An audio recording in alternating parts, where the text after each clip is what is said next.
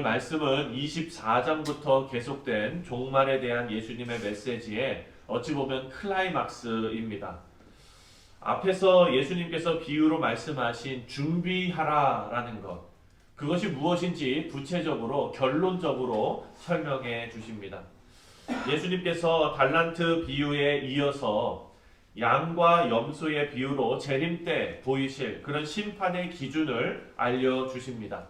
우리가 어제 저녁에 수요 성경 공부를 통해서 십계명을 다시 한번 우리가 공부하지 않았습니까? 십계명을 요약하면 예수님께서 두 가지로 말씀하셨는데 첫 번째는 하나님 사랑이고 두 번째는 이웃 사랑이었습니다.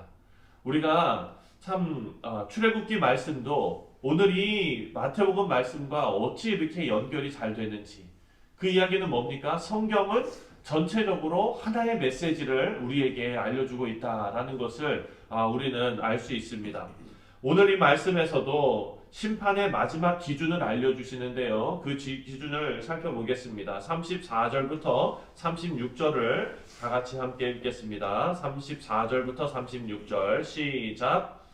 그때에 임금이 그 오른편에 있는 자들에게 이르시되 내 아버지께 복받을 자들이여 나와 창세로부터 너희를 위하여 예비된 나라를 상속받으라. 내가 줄일 때에 너희가 먹을 것을 주었고 목마를 때에 마시게 하였고 나그네 되었을 때에 영접하였고 헐벗었을 때에 옷을 입혔고 병들었을 때에 돌보았고 옥에 갇혔을 때에 와서 보았느니라. 아멘. 예수님께서 이렇게 말씀하실 때 제자들은 예수님 우리가 언제 이렇게 도왔습니까? 물어보는데 예수님께서 이렇게 비유 가운데 대답하십니다. 이 비유에서 40절 말씀을 또 읽겠습니다. 시작. 임금이 대답하여 이르시되 내가 진실로 너희에게 이르노니 너희가 여기 내 형제 중에 지극히 작은 자 하나에게 한 것이 곧 내게 한 것이니라 하시고. 아멘. 이 비유로 예수님께서 말씀하시는데 사실 이 비유는 제자들에게 예수님께서 하시는 말씀과 동일한 것입니다.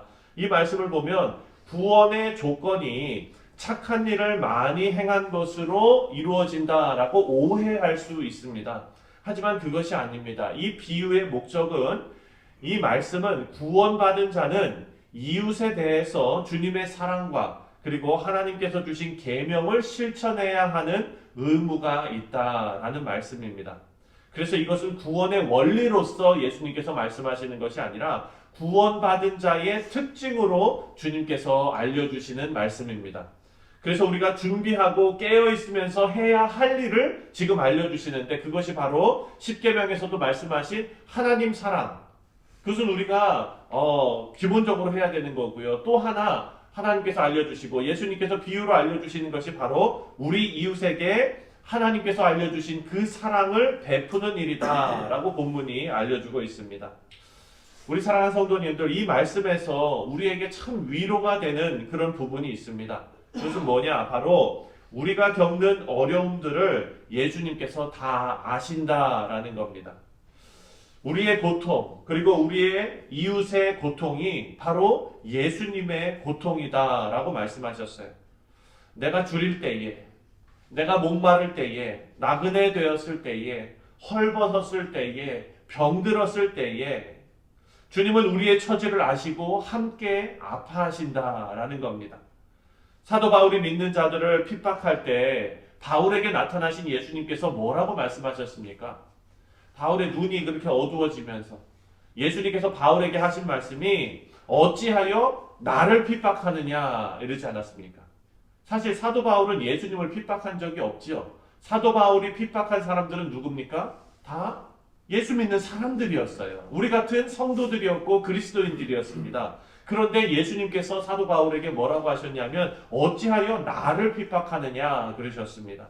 성도로서 겪는 모든 아픔, 예수님께서 함께 동행하시며 공감하고 계심을 우리는 여기서 알 수가 있습니다. 우리 사랑하는 성도님들, 예수님께서는 재림 때까지 우리를 그냥 방치하시는 분이 아니다라는 것을 알 수 있지요. 우리가 겪는 억울함, 우리가 겪는 우울함, 우리가 겪는 외로움, 그리고 그 짐의 무게, 버거움, 우리 마음의 모든 짐을 예수님께서 이해하시고 그리고 예수님께서 동행하심을 믿으시고 힘 얻으시는 성도님들 되시기를 바랍니다. 주님께서 이렇게 우리의 삶에 관심을 가지고 공감하시면서 함께 하신다면 우리 주님의 제자된 우리 성도들은 이웃에 대한 관심을 가지고 섬기며 사랑해야 하는 것입니다. 오늘 말씀을 보면 이웃을 돌보지 않은 자들을 책망하시는 말씀이 나오는데요. 41절부터 43절을 함께 읽겠습니다. 41절부터 43절입니다. 시작. 또 왼편에 있는 자들에게 이르시되 저주를 받은 자들아 나를 떠나 마귀와 그 사자들을 위하여 예비된 영원한 불에 들어가라.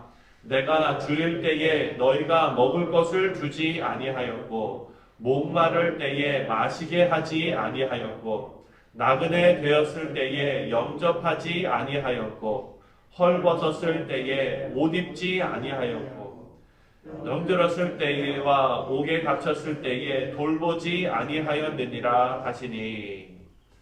예수님께서 심판의 날에, 저주의 날에 양과 염소를 나누듯이 그렇게 나누신다 하셨고 오른편에 양들을 나누시고 왼편에 염소를 나누셨다 하셨는데 이 왼편에 있는 자들이 저주를 받고 심판을 받는 말씀을 오늘 기록합니다. 그런데 심판받는 이유를 보면요, 이들이 어떤 범죄를 저질렀다는 내용이 안 나옵니다.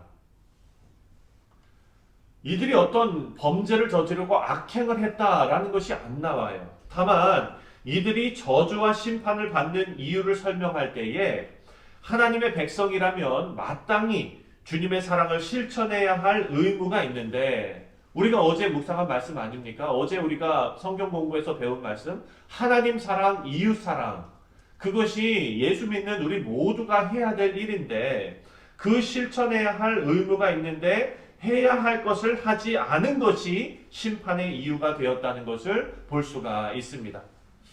여러분 뉴스를 보면 가끔 안타까운 소식을 접할 때가 있지요.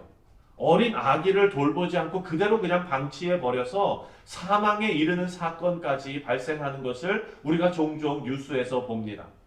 그 부모는요, 법에 따라서 처벌을 받습니다. 이유는 부모라면 마땅히 어린 자녀를 돌봐야 할 의무가 있기 때문입니다. 그것을 하지 않고 그 어린 아이가 사망에 이르렀을 때 부모는 아무것도 하지 않은 것이 죄가 되는 것입니다.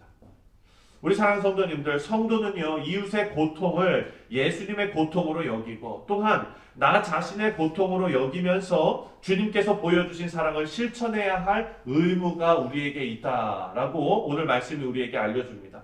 이것은 구원의 조건으로 우리에게 숙제로 주어지는 것이 아니라 구원받은 성도들에게 주어지는 사랑의 의무입니다. 그리고 그 고통당하는 이웃에게 무관심한 것은 주님께 원망들을 만한 일이다라는 것이죠. 세상은 힘 있는 자를 높이고 섬깁니다. 하지만 하나님의 새로운 백성들은 주님의 마음을 품고 세상의 작은 자들에게 관심을 쏟고 섬기는 것이다. 바라고 기도하기는 우리 모두가 작은 자들을 섬기면서 주님을 섬기셔서 하나님께 복을 받고 또한 섬기는 자를 위해 예비된 하나님의 나라를 상속받는 귀한 성도님들 다 되시기를 주님의 이름으로 축원드립니다. 기도하겠습니다.